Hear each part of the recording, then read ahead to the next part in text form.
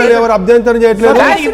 లేదు లేదు ఎక్కడ ఇప్పుడు రాజ్యాంగ మమ్మల్ని పేటెంటా అని అడిగాడు, మీకు దేవదూతలా అన్నాడు, రాజ్యాంగంలో చట్టాలు మారుస్తామని చెప్పాడు.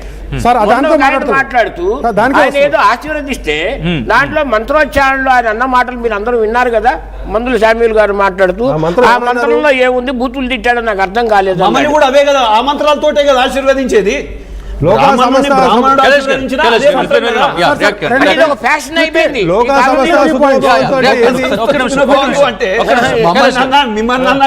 అదే పదం.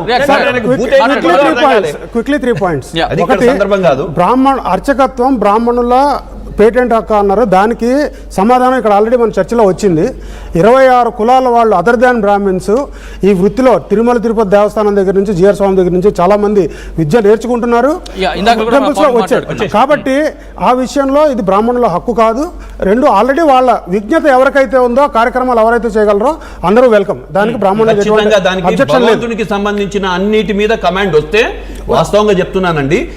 ఇప్పుడు బ్రాహ్మణులో 6,000 నియోగుల శాఖ అంటే కరణాలు ఊళ్ళలో పోతే దొరలు అంటారు, లేకపోతే ఏదో అదే పక్క పెట్టండి.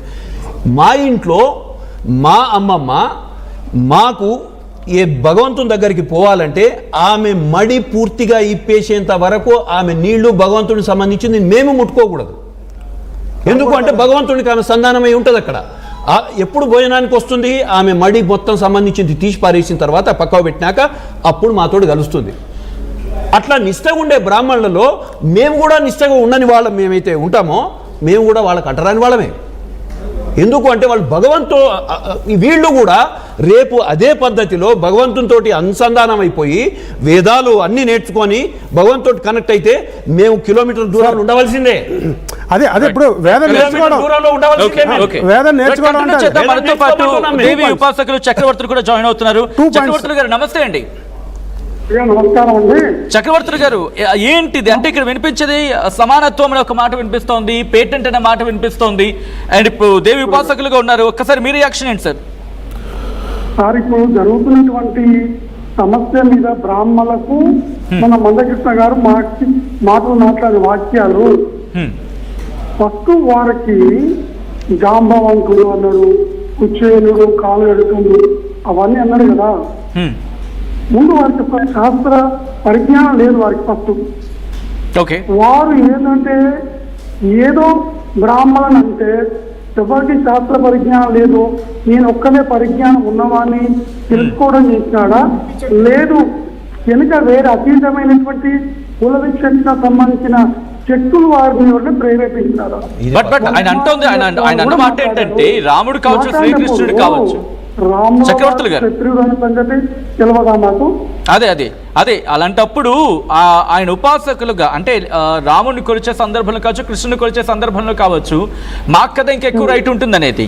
సో ఆ లాజికల్ గా చూసే పాయింట్ ఎస్సే కదా అనే మాట వినిపిస్తుంది కదా. లాజికల్ గా ఏం మాట్లాడింది వారు, బ్రాహ్మణులు కృష్ణుడు వచ్చిపోతే కృష్ణుడు బ్రాహ్మణుడు కాలు కడిగిండు కాబట్టిగా బ్రాహ్మణుని కూడా వీళ్ళు దేవతలు కూడా బ్రాహ్మణుల్ని ఆధీనపరుస్తారు అని చెప్పారు. అవునా అండి? బ్రాహ్మడు అనేది ఇక్కడ ఎవరు బ్రాహ్మడు? బ్రహ్మజ్ఞానం కలిగిన వాడు బ్రాహ్మడు. ఆ బ్రహ్మజ్ఞానము అహం బ్రహ్మాస్మి అన్నవాడే బ్రాహ్మడు. తెలిసిన అండి, అహం బ్రహ్మాస్మి అన్న దాంట్లో తపశ్శక్తి చేసుకున్న వాళ్ళు, యోగనిష్టలో ఉన్నవారు, అర్చకులు, వీళ్ళని చేస్తున్న వాళ్ళందరూ కూడా బ్రాహ్మణైతుడు. వాళ్ళు చేయట్లేదు కాబట్టి వాళ్ళు బ్రాహ్మణం కాలేదు. వాళ్ళు బ్రాహ్మణత్వం చేయమని చెప్పండి. బ్రాహ్మణత్వం చేయడం అంటే అంత చిన్న విషయం కాదు కదా. పొద్దున 6 గంటలకు సూర్యోదయం నుంచి సూర్యాస్తయం వరకు చేసే అనుష్ఠానాలు మొత్తం చేయాలి. బ్రహ్మజ్ఞానం కలగాలి. బ్రహ్మజ్ఞానం కలగమని చెప్పండి ముందు. వారికి ఆ జ్ఞానం లేకుండా ఇంతమందిని వినిపించి ఆ యొక్క మనోభావాలను ఇక్కడ ఏమైందంటే మత చిచ్చులు పెడుతున్నారు కదా. అవసరమా? నిజంగా మందకృష్ణ మాది గారికి ఆ విధంగా మాట్లాడే బ్రాహ్మణుల గురించి మాట్లాడే అధికారం కానీ అర్హత కానీ వారికి ఏమైనా ఉన్నదా? చక్రవర్తులు గారు ఇంట్రెస్టింగ్ క్వశ్చన్స్ మీరు రైజ్ చేయడం జరిగింది. మేము పూజలు చేస్తున్నాము, మేము రాజుగా మాది ఉన్నది మాకు కాబట్టి మేము మీరు సమ్మక్క సారక చేస్తున్న బొట్టు పెట్టుకున్న మీకే అంతా ఉంటే మేము కూడా నిత్యం పూజ చేస్తున్నాం, మాకు ఉండదా? ఓకే, ఇంట్రెస్టింగ్ క్వశ్చన్స్ ఇక్కడ రైజ్ అవుతున్నాయి. చక్రవర్తి గారి నుంచి క్వశ్చన్ రైజ్ అయింది. శ్యామ్ దగ్గరికి వెళ్ళే ప్రయత్నం చేస్తాను. శ్యామ్, ఇక్కడ అఫ్ కోర్స్ మీరు వింటూనే ఉన్నారు, ఫాలో అవుతున్నారు. క్వశ్చన్స్ రైజ్ అవుతున్నాయి. ఒకవేళ ఆ ధర్మం ప్రకారం, ఆ నిష్ట ప్రకారం కంటిన్యూ అయిపోతే కనుక మాకు ఇష్యూస్ లేవని చెప్పి, సో మీ వర్షన్ ఏంటి సార్? మళ్ళీ ఒకసారి క్వశ్చన్ రిపీట్ చేయరా? వినిపించట్లేదు సార్.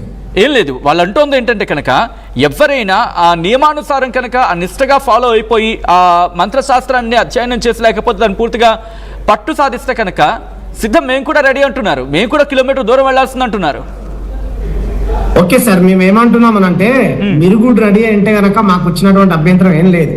కాకపోతే మేము ఏమంటున్నాం అంటే దళిత పూజారికి ఉండేటువంటి అదే శ్రీకృష్ణ గుడిలోనో లేకపోతే శివుడు ఆలయంలోనో రామాలయంలోనో వెంకటేశ్వర ఆలయంలోనో దళిత పూజారికి ఉండేటువంటి గౌరవం వేరుంటుంది, బ్రాహ్మణ పూజారికి ఉండేటువంటి గౌరవం వేరుంటుంది. కాబట్టి దళితుడు